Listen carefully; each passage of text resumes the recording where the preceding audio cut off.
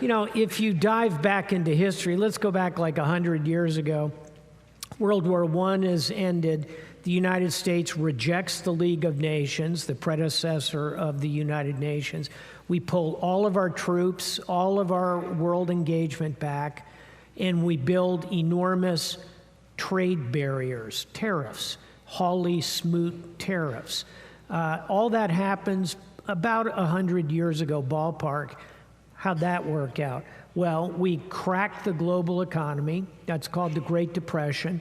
And you can drop a plumb line to the rise of fascism, the Second World War, 80 million dead. So, yeah, these are hard times. Go back 100 years ago, it looked pretty grim also. And by the way, big pandemic, Spanish influenza preceded all of that. So, as Mark Twain said, history doesn't repeat itself, it certainly rhymes. It's worth looking at those predecessor times, both to understand what's happening now and also to keep things in perspective. I'm looking at the 30s. Anne? You stole the 30s from me. Oh, I'm sorry.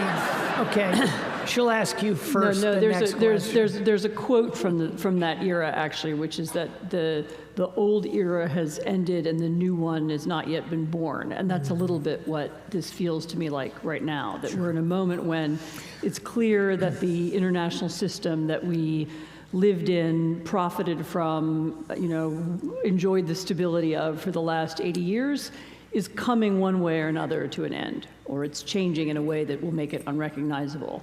And that brings us actually to a lot of other moments in history. I suppose you could talk about the 30s, you could talk about the rise of Napoleon.